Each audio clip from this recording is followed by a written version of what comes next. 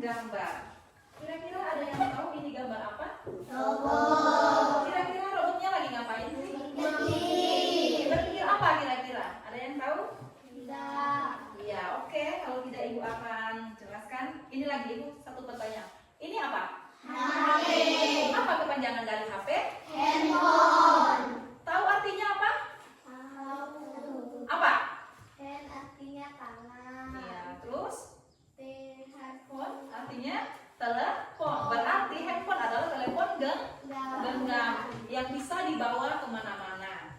Nah, nanti Ibu akan lebih lanjut menjelaskan tentang istilah kecerdasan artifisial. Nah, sebelum lanjut, Ibu akan membacakan tujuan pembelajaran kita pada pagi hari ini. Yang pertama itu nanti kalian dapat menjelaskan konsep berpikir komputasional. Terus kalian dapat mengekspresikan tahap berpikir komputasional itu ada 4 tahapan. Yang pertama dekomposisi, pengenalan pola, abstraksi, dan algoritma. Terus tujuan pembelajaran kita yang ketiga itu adalah merancang langkah-langkah berpikir komputasional pada situasi nyata. Nah, situasi nyata itu ada yang tahu? Yaitu situasi yang pada kehidupan kita sehari-hari. Oke. Nah, di sini Ibu akan menjelaskan berpikir komputasional. Ada yang tahu apa itu berpikir komputasional? Atau computational thinking? Ada yang pernah dengar? Pernah dengar? Iya, sekarang Ibu akan menjelaskan. Nah, itu adalah berpikir komputasional itu sebuah cara berpikir untuk memecahkan masalah yang kompleks. Nah, ini adalah pola berpikir yang digunakan oleh para ilmuwan komputer. Kalau mendengar kata ilmuwan, kalian berpikir apa sih? Kira-kira di pikiran kalian mendengar kata ilmuwan, orang yang apa sih? Orang yang pintar, orang yang hebat. Nah, para ilmuwan itulah yang merancang AI ini tadi, atau kecerdasan apa tadi? Robot. Ya, nah, di sini para ilmuwan komputer dan programmer itu menggunakan robot. Nah, terus namun bukan hanya untuk mereka, keterampilan ini juga sangat penting untuk semua orang di era digital pada saat sekarang ini. Misalnya seperti yang kalian gunakan, kalian bisa menggunakan HP misalnya untuk apa? Untuk apa? Nonton apa?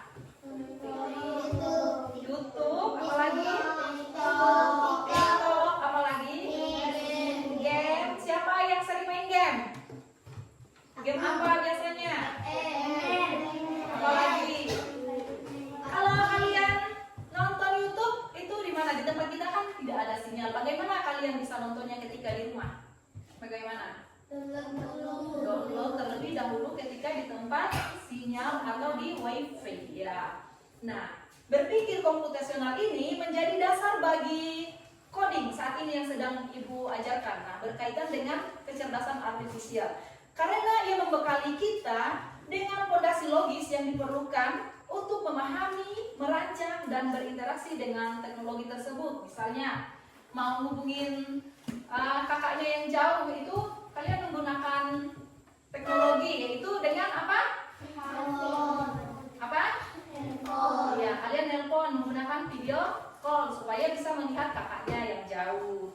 Nah, itu adalah salah satu kecanggihan dari AI ini tadi. Nah, di sini juga Ibu akan menjelaskan 4 pilar berpikir komputasional. Yang pertama itu adalah dekomposisi. Ada yang tahu dekomposisi apa? Ya, Ibu akan jelaskan. Nah, dekomposisi ini adalah cara sederhana untuk memecahkan masalah atau tugas besar menjadi bagian-bagian yang kecil dan sederhana serta mudah dikelola. Nah, contohnya menyiapkan untuk sekolah besok. Punya tas sekolah? Punya. Kira-kira kalau kalian menyiapkan tas untuk sekolah besok, apa saja sih langkah-langkahnya yang harus kalian siapkan atau bagian-bagiannya? Apa? Yang pertama,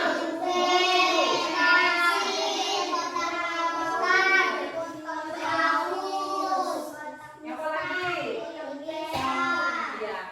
Nah, di sini dekomposisi itu atau decomposition itu adalah kita menyiapkan bagian-bagian yang kecil, sederhana, dan mudah dikelola. Misalnya menyiapkan tas untuk sekolah besok ini tadi. Yang pertama harus disiapkan adalah buku pelajaran, yaitu harus supaya tidak salah jadwal pelajaran. Yang kedua, masukkan alat tulis. Alat tulis itu apa saja? Pulpen. Apalagi? Iya, itu alat tulis. Nah, pastikan pensil, penghapus, pulpen ada di tempatnya supaya bisa belajar dan tidak terganggu, karena kalau pulpen ketinggalan kan kita susah untuk menulis kan, meskipun bisa pinjam dengan temannya. Yang ketiga, itu tahapannya adalah siapkan bekal makan siang. Kalau misalnya mau bawa bekal, siapa yang sering bawa bekal? Siapa? Ya, siapa yang biasanya menyiapkan bekalnya?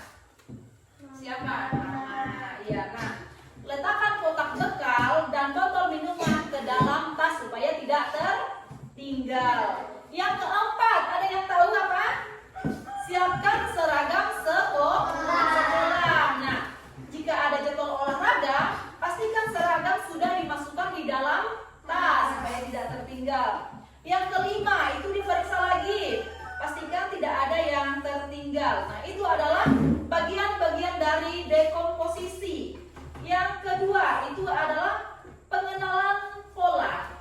Ada yang tahu pengenalan pola? Nah, ini adalah kemampuan untuk mengidentifikasi kesamaan atau pola yang berulang dalam masalah atau data yang berbeda. Ini adalah fondasi penting untuk membuat prediksi dan menyederhanakan solusi. Contohnya menyelesaikan bagian angka atau gambar. Nah, misalnya ini ada barisan angka, seperti misalnya ada 2, 4, 6, 8. Nah, selanjutnya kira-kira itu angka berapa? 8, 10, terus apa lagi? 10, 12. Itu adalah menyelesaikan barisan angka. Nah, nanti ibu akan memberi kalian tugas kelompok dengan soal-soal yang seperti itu. Nah, pengenalan pola ini adalah fondasi untuk berpikir lebih efisien dan logis, karena ia mengajarkan untuk tidak melihat setiap masalah sebagai hal-hal yang benar-benar baru, tapi sebagai variasi dari masalah yang sudah pernah ditemui sebelumnya. Terus yang ketiga itu adalah abstraksi atau abstraction. Ini adalah cara berpikir untuk fokus pada hal-hal yang penting dan mengabaikan detail yang tidak relevan. Ini membantu kita untuk menyederhanakan masalah yang kompleks. Nah, contohnya, misalnya kalian menggambar rute pulang sekolah di rumahnya masing-masing. Tahu rute? Jalan-jalan mungkin yang dilewati di rumahnya dari sekolah ke rumahnya atau dari rumahnya ke sekolah, itu adalah rute. Nah, masalah kompleks rute pulang dari sekolah ke rumah. Nah, rute ini bisa sangat detail, seperti ada beberapa pohon, warna mobil di jalan, atau jumlah rambu-rambu. Nah, tapi di sini abstraksi kita fokus pada yang penting saja. Nah, abstraksi memungkinkan kita untuk melihat gambar sebagian besar dari sesuatu masalah tanpa terperangkap ke dalam detail-detail kecil yang tidak perlu. Ini membuat pemecahan masalah menjadi lebih efisien dan efektif. Sampai di sini ada pertanyaan? Oke, ibu akan lanjut menjelaskan yang keempat. Yang keempat itu adalah algoritma. Nah, ada yang tahu algoritma? Nah, algoritma adalah cara berpikir untuk membuat resep atau daftar langkah-langkah yang jelas dan terperinci untuk menyelesaikan suatu tugas. Nah, contohnya di sini adalah dalam kehidupan sehari-hari. Nah, cara mencuci tangan, misalnya algoritma mencuci tangan. Siapa yang pulang sekolah atau sebelum makan selalu cuci tangan? Nah, hampir semuanya ya cuci tangan. Nah, kalau mencuci tangan itu langkah-langkahnya seperti apa sih? Apa saja sih yang kalian lakukan terlebih dahulu? Apa saja? Kalau mencuci tangan, langkah pertama yang kalian lakukan apa? Memberi tangan air. Ada yang pakai sabun, apa lagi? Mencucinya, apa lagi? Ada lagi? Membilas. Ada lagi? Menggosok-gosok selat tangan. Iya, menggosok-gosok selat tangan. Ada lagi? Nah, di sini ibu akan jelaskan algoritma itu adalah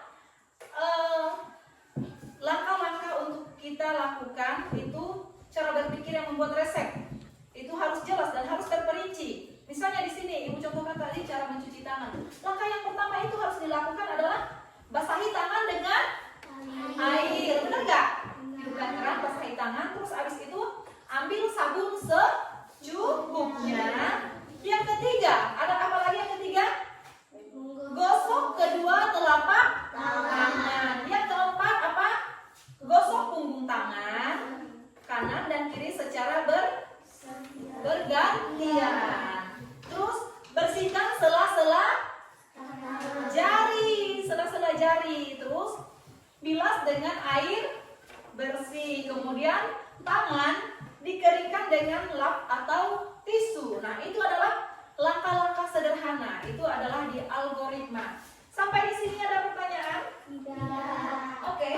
Kalau tidak ada pertanyaan, di sini sudah Ibu bagi kelompok ya. Ini adalah kelompok berapa tadi? 1, ini kelompok 2, ini kelompok 3, dan ini kelompok 4. Nah, Ibu membagi kalian kelompok sesuai tahapan-tahapan yang kita pelajari pada pagi hari ini. Ini kelompok 1.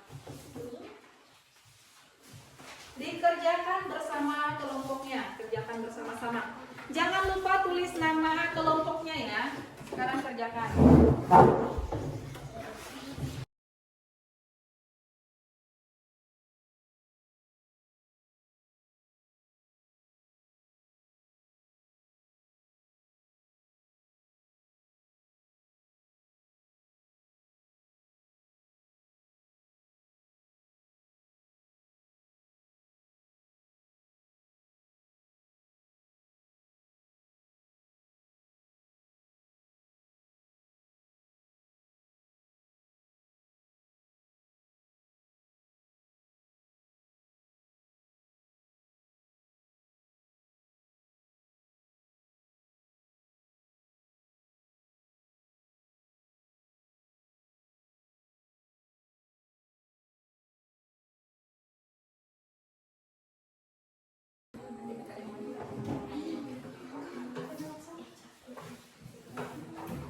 Ada yang sudah selesai? Oke. Kalau sudah selesai, kelompok mana dulu yang mau maju? Silakan bacakan hasil diskusinya di depan teman-temannya. Kelompok siapa yang ingin maju duluan? Oh, ini kelompok 1. Oke, kelompok 1 silakan baca hasil diskusinya. Membersihkan tempat tidur, sarapan, pakai seragam sekolah, berangkat sekolah ngaji. Oke, tepuk tangan untuk kelompok 1. Ada lagi kelompok mana yang mau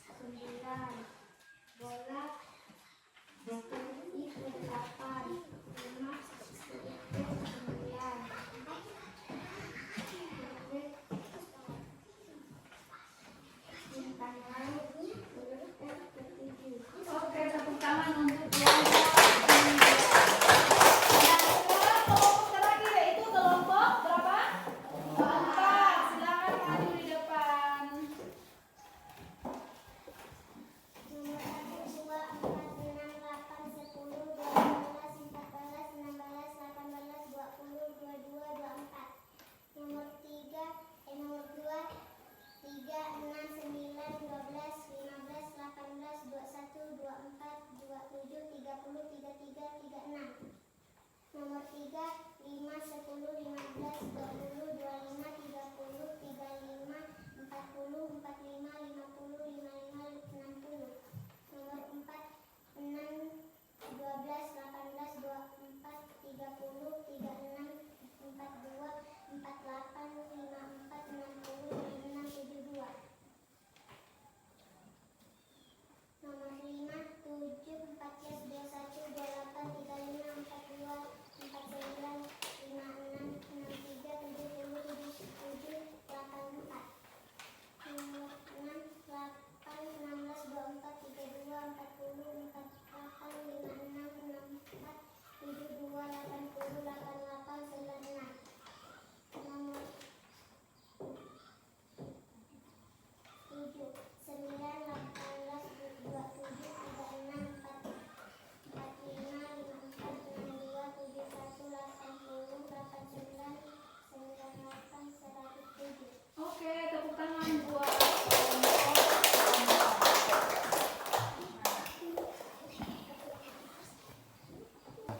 Oke, nah tadi kita sudah mendengar hasil presentasi dari masing-masing kelompok. Nah, kira-kira kecerdasan artifisial itu menurut kalian apa sih? Kira-kira menurut kalian apa? Berpikir komputasional itu seperti apa? Ada yang tahu? Oke, nah mungkin ada yang mau maju untuk menyimpulkannya? Kalau tidak, sekarang kesimpulan dari pembelajaran kita ini adalah yaitu kita sudah belajar tentang berpikir komputasional. Itu ada 4 tadi tahapannya. Apa saja tahapannya? Sebutkan 4 tahapan berpikir komputasional. Yang pertama apa? Itu sudah dibagi dari masing-masing kelompok. 4 kelompok ada 4 tahapan juga. Yang pertama adalah dekomposisi. Yang kedua adalah pengenalan pola. Yang ketiga itu adalah abstraksi, dan yang keempat adalah algoritma. Jadi ada 4. Apa tadi yang pertama? Dekomposisi, pengenalan pola, abstraksi, dan algoritma. Nah, itu adalah 4 tahapan dalam berpikir komputasional. Nah, berpikir komputasional ini adalah bukanlah tentang menjadi seorang programmer, tetapi melainkan tentang cara berpikir sistematis untuk memecahkan masalah. Terus keterampilan ini menjadi dasar yang esensial karena membantu kita memahami dan merancang solusi untuk masalah di dunia nyata yang kemudian dapat diimplementasikan menggunakan coding atau diselesaikan dengan bantuan kecerdasan artifisial atau kecerdasan apa? AI, kecerdasan robot. Nah, sampai di sini ada pertanyaan? Tidak. Oke. Kita akan mengakhiri pembelajaran kita tadi dibuka dengan doa. Sekarang kita tutup dengan doa. Ada yang mau pimpin doa untuk pulang? Silakan. Oke, kita pimpin doa. Mari kita berdoa semuanya berdiri.